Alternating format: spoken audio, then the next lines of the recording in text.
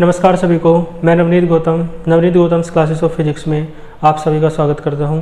BSc 5th semester quantum mechanics आप लोग पढ़ रहे हैं और क्वांटम मैकेनिक्स में आज हम पढ़ने वाले हैं श्रोडिंगर की टाइम डिपेंडेंट इक्वेशन। इससे पहले वाले लेक्चर में आपने श्रोडिंगर की टाइम इंडिपेंडेंट इक्वेशन पढ़ी होगी, ठीक है जी। तो आप लोग हेडिंग लिखें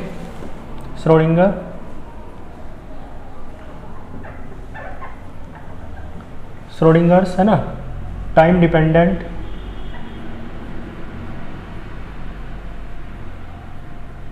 इक्वेशन।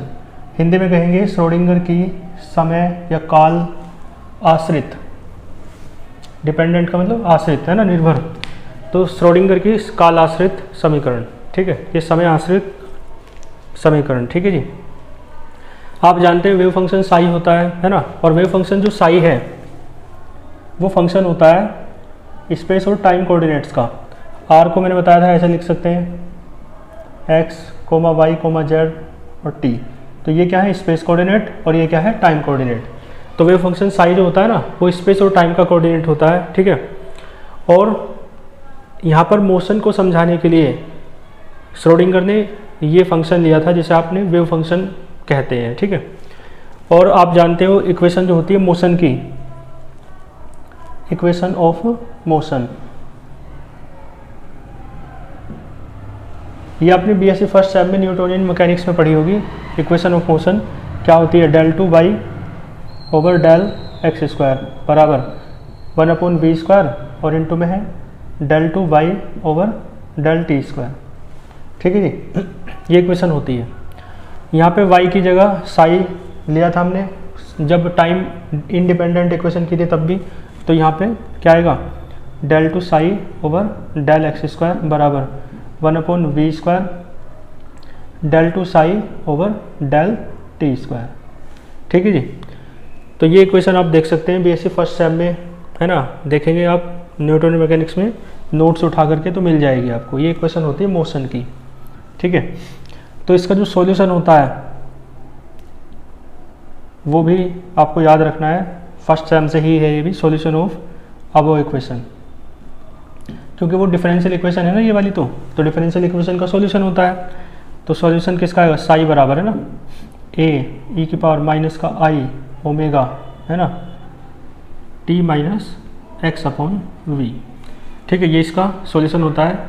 इक्वेशन 1 मान लो और इक्वेशन नंबर 2। इसमें आप बता सकते हो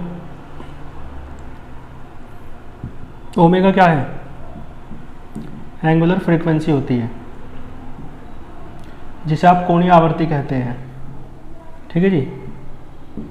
2 पाई न्यू लिखते हैं, ये कोणीय आवर्ती है यानी एंगुलर फ्रीक्वेंसी, और ये होती है रेखीय आवर्ती यानी कि क्या बोलेंगे इंग्लिश में, लीनियर फ्रीक्वेंसी। आप 2 पाई न्यू की जगह आपने कई जगह 2 पाई n देखा होगा, तो वहाँ पर लीनियर फ्रीक्वेंसी रेखीय आवर्ती n को मानते हैं, ठीक है, तब 2 पाई n होता है फॉर्मूला, ठीक। तो न्यू ले लो, चलो यहाँ पे है ना, तो 2 पाई न्यू है ना, और ये x क्या है, डिस्प्लेसमेंट है, आपको पता ही है, t क्या है, टाइम है, और तो कुछ बताने की जरूरत नहीं है, v वेलोसिटी है। तो ये ओमेगा की जगह 2 पाई न्यू सेकंड में रख दो, तो साई बराबर क्या आएगा, a e की पावर माइनस का i ओमेगा। हाँ, ओमेगा की जगह क्या रख रहे हैं, 2 पाई न्यू,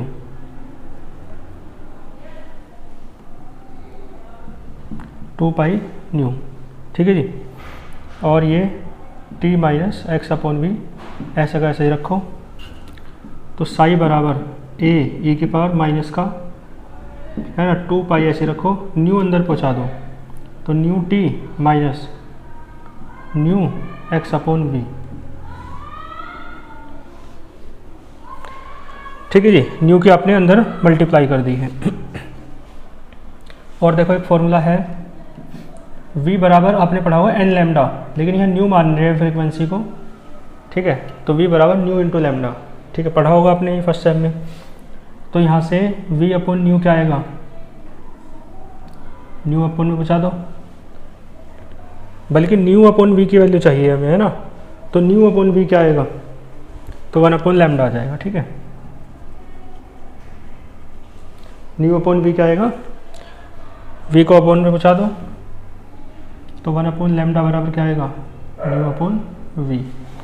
तो न्यू अपॉन वी बराबर 1 upon lambda, nu upon v की जगह क्या रख देंगे 1 अपॉन लैम्डा, ठीक है। तो ये हो जाएगा साई ए ई की पावर माइनस का, है ना, 2 पाई पहले लिख लो, 2 पाई आई, ठीक है, ये 2 है, और ये हो जाएगा न्यू टी माइनस ये न्यू अपॉन वी क्या हो जाएगा लैम्डा, तो ये हो जाएगा एक्स अपॉन लैम्डा, ठीक है। क्लियर हो गया। और आप जानते हो, देखो आप एक फॉर्मूला जानते हो, ई बराबर होता है एच न्यू, तो आप मुझे बताओ न्यू बराबर क्या हो जाएगा ई अपॉन एच, ठीक है। तो इस न्यू की जगह रख देंगे ई अपॉन एच, और देखो लैम्डा बराबर होता है एच अपॉन पी, या ऐसे कह दो कि पी बराबर होता है एच अपॉन लैम्डा, ठीक है। तो दिस इम्प्लाई लैम्डा बराबर क्या हो जाएगा एच अपॉन पी। तो आप वैल्यू रखेंगे, तो साई बराबर ए ई की पावर माइनस का 2 पाई आई, और न्यू की जगह रखो ई अपॉन एच, तो ई अपॉन एच, और इनटू में क्या है T minus x 1 upon lambda. देखो यहाँ से 1 अपॉन लैम्डा बताओ कितना आएगा, पी अपॉन एच ना आएगा, पलट दोगे दोनों साइड तो ये आएगा पी अपॉन एच, और इनटू में क्या है एक्स, ठीक है। 1 अपॉन लैम्डा की वैल्यू रख दी है। यहाँ से देखो अपॉन में एच कॉमन है, तो साई बराबर क्या आएगा ए ई की पावर माइनस का 2 पाई अपॉन एच इंटू आई, और क्या अंदर क्या बचा ई टी माइनस पी एक्स, ठीक है, इक्वेशन नंबर 3। क्लियर है। ये वेव फंक्शन होता है, और आपको याद होगा जब मैंने आपको वो कराया था ऑपरेटर वाली यूनिट, फर्स्ट यूनिट, तब मैंने ये डायरेक्ट यूज किया था, ठीक है ना। तो वो कैसे आया था, वो यहाँ से आया था, ठीक है। साई वेव फंक्शन होता है, इसे चाहो तो ब्रैकेट में मतलब बॉक्स में बंद कर सकते हो आप लोग, है ना, ठीक है। इसके बाद देखो डिफरेंशिएट करेंगे with respect to x, x के रेस्पेक्ट में इसे डिफरेंशिएट करो तो क्या आएगा, और हाँ पार्शियली, तो क्या आएगा del psi over del x बराबर ए ई की पावर माइनस का 2 पाई अपॉन एच, ठीक है, आई, और e t minus p x. क्यों भाई, ई की पावर का जो डिफरेंस, ई की पावर एक्स का ई की पावर एक्स रहता है, लेकिन फिर पावर का करोगे तो माइनस का 2 पाई आई अपॉन एच, ये तो कांस्टेंट है, एक्स के रेस्पेक्ट में करोगे तो ई टी का 0 हो जाएगा, और पी का पी ऐसे रहेगा, एक्स का 1 हो जाएगा, एक्स के रेस्पेक्ट में कर दो तो ये बचेगा। तो del psi over del x बराबर आ गया आपका, माइनस माइनस प्लस हो जाएगा, तो 2 पाई है ना, 2 पाई आई है एक, तो साथ में पी भी है ना, अपॉन में क्या, हाँ ये ए है शुरुआत वाला, अपॉन में एच है, और ये सारा ई की power as it is e t minus p x, ठीक है। अगेन करो डिफरेंशियल, अगेन डिफरेंशिएट, है ना, विद रेस्पेक्ट टू एक्स, और कैसे पार्शियली, ठीक है। तो del 2 psi over del x square, ठीक है जी। तो 2 pi i p a upon h constant ऐसे रहेगा, ए की पावर का वही रहता है तो सेम लिख दो,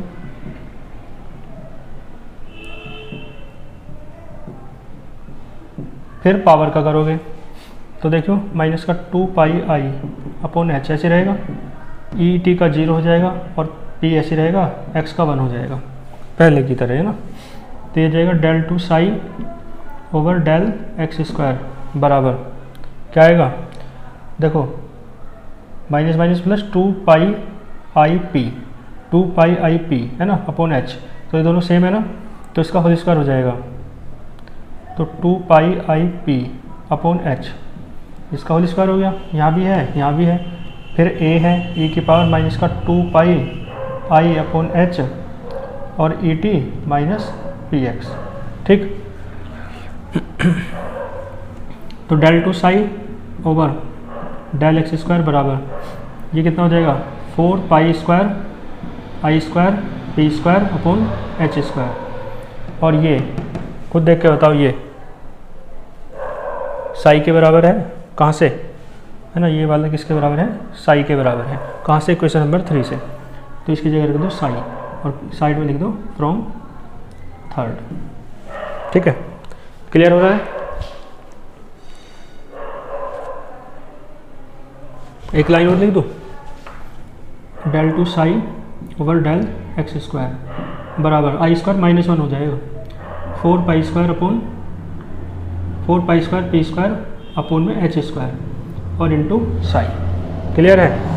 तो ये आई स्क्वायर की जगह आपने क्या रख दिया है, -1। ठीक है जी, तो इसका आप एक स्क्रीनशॉट ले लो, फिर मैं इसे रफ करके आगे चलूँगा। तो इस साइड से मैं रफ कर देता हूँ।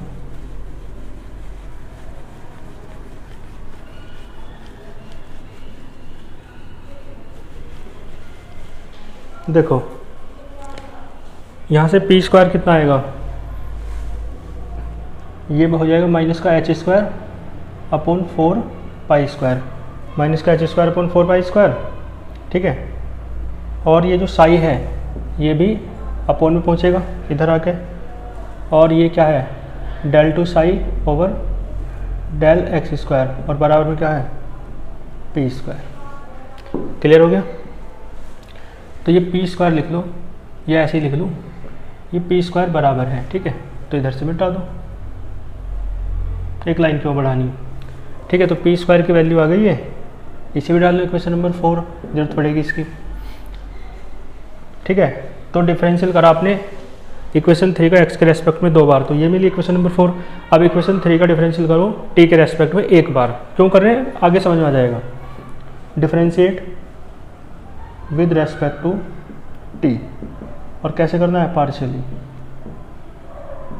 ठीक है, क्या आएगा, del psi over del t बराबर ए की पावर माइनस का 2 पाई आई अपॉन एच और e t minus p x. ठीक है, फिर देखो माइनस का 2 पाई आई अपॉन एच ऐसे रहेगा, और ई ऐसे रहेगा, टी का 1 हो जाएगा और पी एक्स का 0। पार्शियली कर रहे हो ना,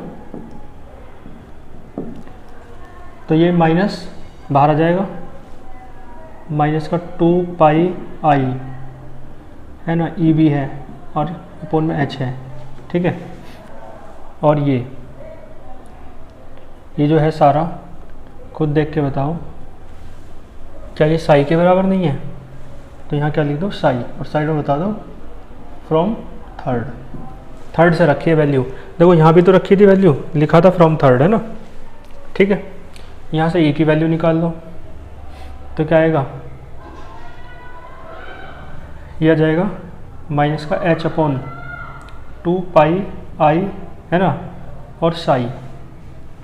ठीक है ना, माइनस का 2 पाई आई और साई कहाँ चले गए, अपॉन में एच ऊपर चला गया, और इनटू में क्या है, del psi over del t है। ठीक है, ये एच ऊपर ये नीचे है ना, बराबर बचा। हाँ, आपको ई की वैल्यू निकालनी है। ठीक है, तो बराबर में सिर्फ क्या बचेगा, ई बचेगा। तो ये बराबर इधर ना लिख के इधर लिख लो, समझ गए। तो इस तरीके से है ना, आपने ई की वैल्यू निकाल दी है। तो ये जो ई की वैल्यू है इसे भी इक्वेशन डाल दो, इक्वेशन नंबर 5। ठीक, अब आप एक फॉर्मूला जानते हो, वी नो दैट। इन दोनों इक्वेशन की आवश्यकता कहाँ पड़ेगी अभी देखेंगे। तो वी नो दैट है ना, टोटल एनर्जी का फॉर्मूला होता है E बराबर K plus v, kinetic energy plus potential energy. ठीक है, K बराबर लिखते हो आप half m v square plus capital V, तो पोटेंशियल एनर्जी है ना। इसमें आप ऐसे कर लो, m से मल्टीप्लाई कर ली, m से डिवाइड कर दिया प्लस v। ठीक है, और इसे आप ऐसे लिख सकते हो। ठीक है, एम भी क्या होता है, p होता है, तो E बराबर हो जाएगा p square upon 2m plus v. ठीक है, अब देखो यहाँ से आपको साफ साफ नज़र आ रहा है कि यहाँ पे E की वैल्यू रखेंगे 5th से, पी स्क्वायर की वैल्यू रखेंगे 4th से। क्यों आवश्यकता पड़ी थी, समझ गए, डिफरेंशियल करने की। ठीक है, x के रेस्पेक्ट में 2 बार और t के रेस्पेक्ट में 1 बार। क्यों आवश्यकता पड़ी डिफरेंशियल करने की, तो यहाँ पे वैल्यू रखने के लिए। तो E की वैल्यू रखो, तो माइनस का एच अपॉन 2 पाई आई साई है ना, और इनटू में है डेल साई, ठीक है, डेल साई केवल ओवर डेल टी, ये वैल्यू रख दी बराबर 1/2m और पी स्क्वायर की वैल्यू रखो वो रही माइनस का h square upon 4 pi square, और साई भी अपॉन में है, अपॉन में लिख लो, और इनटू में है del two psi over del x square, ठीक है जी, और प्लस में क्या है v है। क्लियर है? ठीक है जी, तो इस साइड से रफ कर दूं, ये नीचे वाला रफ कर देता हूँ, है ना। इक्वेशन थर्ड की हमें आवश्यकता पड़ेगी अभी।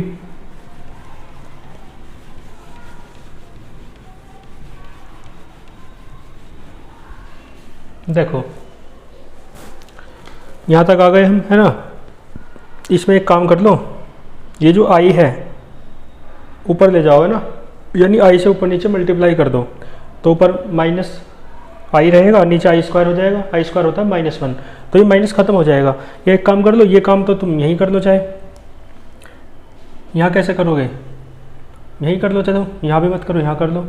देखो क्या करा, आई से ऊपर मल्टीप्लाई की तो स्क्वायर हो गया, और आई से नीचे डिवाइड कर दिया, बात वही है, और आई स्क्वायर होता है -1, तो -1 और माइनस प्लस हो जाएगा, ठीक है। और एक जो आई बचेगा वो कहाँ बचेगा, अपॉन में, ठीक है, और अपॉन वाला आई जो है वो इधर पहुँचेगा, ठीक है ना। आई एच अपॉन में क्या आएगा 2 पाई, अभी नीचे वाला आई खत्म हो जाएगा, समझ गए? क्लियर है? यहाँ तक तो आपको क्लियर ही था। मैंने क्या किया, बस ये काम यहाँ कर लो चाहे वहाँ कर लो, है ना, कहीं भी कर लो, आई को ख़त्म करने के लिए अपॉन से आपने क्या किया, आई से ऊपर मल्टीप्लाई किया, आई से नीचे मल्टीप्लाई किया ना, तो आई स्क्वायर ऊपर -1 हो जाएगा, तो माइनस माइनस प्लस हो गया, ठीक है, ऊपर तो, और अपॉन में आई बचा, अपॉन का जो आई है एच के साथ मिलके इधर पहुँचेगा, ठीक है। तो इस तरीके से ई की वैल्यू आ जाएगी, ठीक। तो ई की वैल्यू आ गई, और ये सब अब जो ई की वैल्यू रख रहे हो ये वाली रखो, तो इसमें है आई एच अपॉन 2 पाई साई, ठीक है। और देखो ये जो अपॉन का साई है ना, इसे इस साइड ले जाओ, तो क्या बचेगा, ये एच अपॉन 2 पाई, बल्कि आई भी है साथ में, आई एच अपॉन 2 पाई, ठीक है। ये जो साई है उस साइड ले जाएंगे, तो इधर क्या बचेगा, सिर्फ del psi over del t बराबर, ये साई इधर ले जाओ, और ये हो जाएगा माइनस का h square upon 4 2 8 pi square m, ठीक है जी, 4 2 8 पाई स्क्वायर और एम है, और साई जब ये इधर जाएगा तो साई से साई कैंसिल हो जाएगा, ठीक है, del two psi over del x square plus, ठीक है, ये साई की मल्टीप्लाई वी में भी होगी, तो क्या हो जाएगा, ये वी साई, ठीक।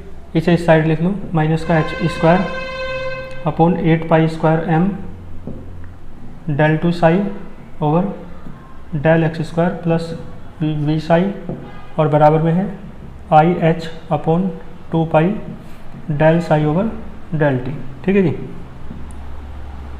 ये इक्वेशन मैंने पहले भी यूज की थी, है ना, जब मैंने आपको लीनियर सुपरपोजिशन थ्योरम पर कराई थी सेकंड यूनिट में, ठीक है जी।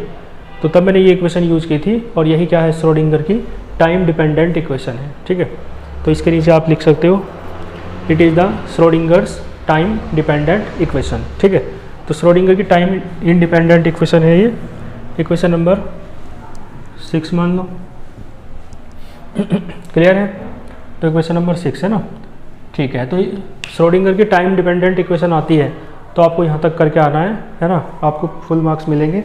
बाकी ये जो इक्वेशन है ये इस तरीके से भी आ जाती है, कई बार क्या कह देता है, इन दोनों का रिलेशन एक तरीके से पूछ लेता है, किस तरीके से, वो कहता है श्रोडिंगर की टाइम डिपेंडेंट इक्वेशन को लेके चलो और उसकी हेल्प से प्रूव करो इंडिपेंडेंट इक्वेशन को, ठीक है। यहाँ तो आपने पिछले लेक्चर में आपने देखा इंडिपेंडेंट को आपने स्वतंत्रपूर्वक डेराइव किया, उसका डिपेंडेंट इक्वेशन से कोई मतलब नहीं था, और जो अब ये है इसका इंडिपेंडेंट से कोई मतलब नहीं है, इसे आपने स्वतंत्रपूर्वक डेराइव किया। लेकिन अब जो हम डेराइव करने जा रहे हैं वो टाइम डिपेंडेंट इक्वेशन को, इस इक्वेशन को लेके चलेंगे और टाइम इंडिपेंडेंट इक्वेशन को लेके आएंगे, ठीक है। तो कर लेते हैं फिर आगे, है ना। तो इसके लिए क्या करना है, इस इक्वेशन को उठा लो दोबारा, थर्ड इम्प्लाइज, ठीक है। बल्कि एक इससे पहले हेडिंग लिख लो। तो हेडिंग क्या लिखोगे, हेडिंग लिख लो श्रोडिंगर्स टाइम, है ना, इंडिपेंडेंट इक्वेशन लानी है, इंडिपेंडेंट इक्वेशन। और किसकी हेल्प से, तो आप लिखेंगे किसकी हेल्प से, डिपेंडेंट इक्वेशन की हेल्प से, है ना। Schrödinger's time independent equation from time dependent equation.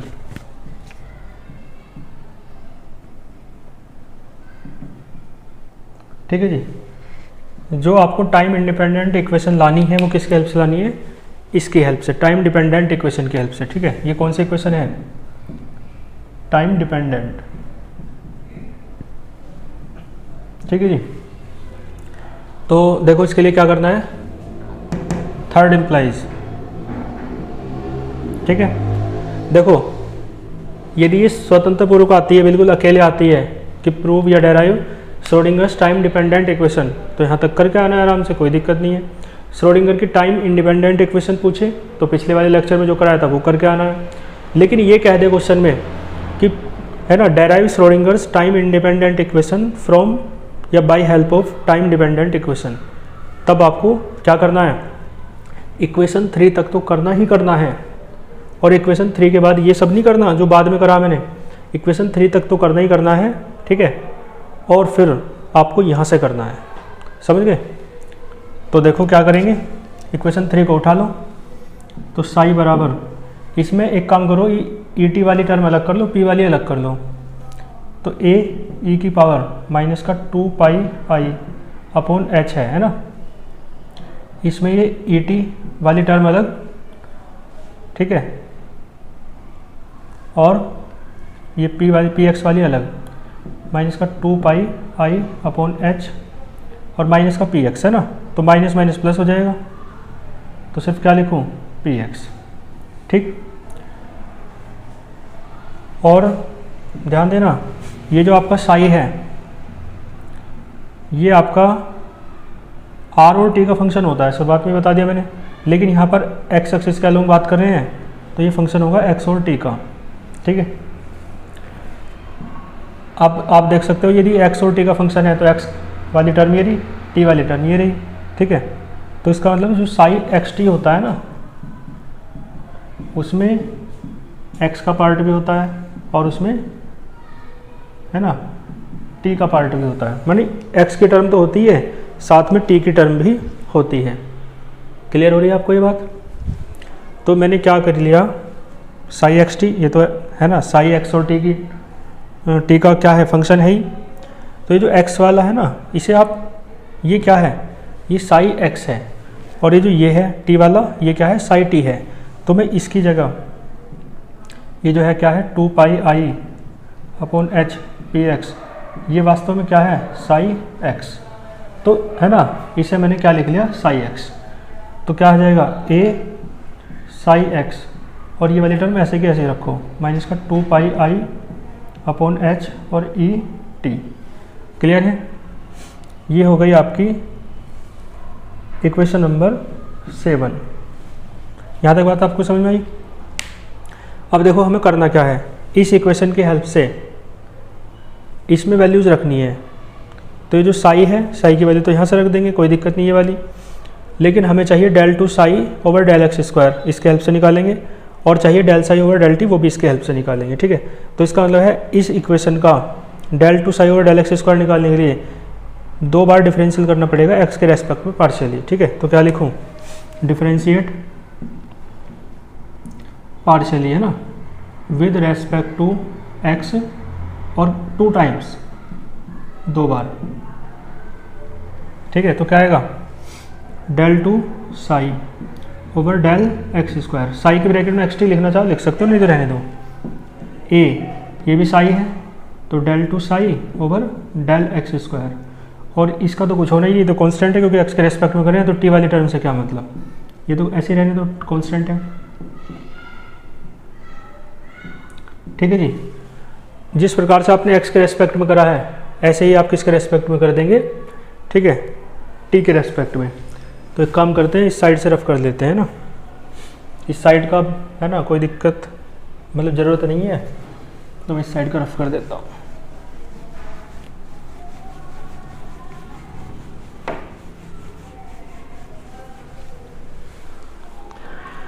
ठीक है जी, अब इसी इक्वेशन का 7 का ही differentiate, equation number 7 partially with respect to t, क्या आएगा, del psi over del t बराबर, ठीक है, ए ऐसे ही रहेगा और ये साई, ये क्या है आगे, साई एक्स ऐसे ही रहेगा, क्योंकि टी के रेस्पेक्ट में कर रहे हैं तो एक्स वाली टर्म से क्या मतलब, इसका करो ई की पावर का वही रहता है, लेकिन जब पावर का करोगे तो माइनस का 2 pi i upon H, T के रेस्पेक्ट में रहें तो ई बचेगा, टी का 1 हो जाएगा। ठीक है, तो इस तरीके से del psi over del t भी निकल गया है ना, और del 2 psi over del x square भी निकल गया। ठीक है, और साई तो तुम्हारे पास है, ये तीनों वैल्यू 1, 2 और 3 तीनों वैल्यू कहाँ रख दो, 6th में, तो 6th इम्प्लाइज, तो क्या आएगा माइनस का h square upon 8 pi square m. ठीक है, del 2 psi over del x square ये रहा, ये वाला। ठीक है जी, तो क्या है ये, ब्रैकेट में लिख दो चलो, ए डेल 2 साई, ठीक है जी, ओवर डेल एक्स स्क्वायर, और ई की पावर क्या बचा, माइनस का 2 pi i upon h e T.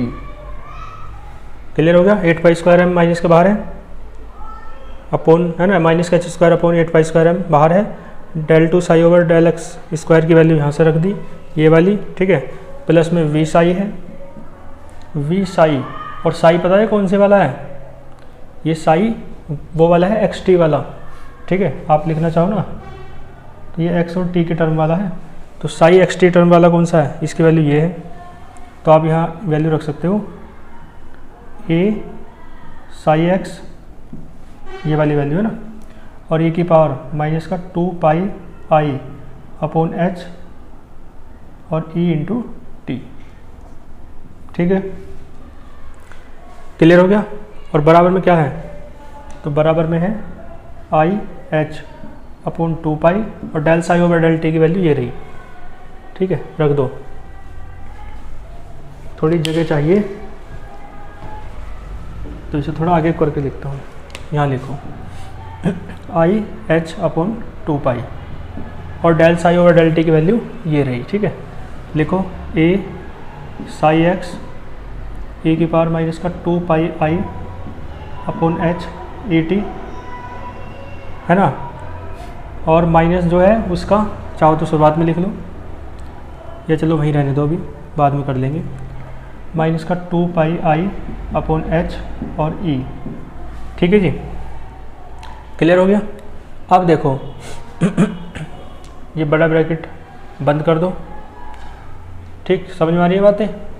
अब देखो कुछ कॉमन आ रहा है ना, तो जो कॉमन आ रहा है वो कट जाएगा।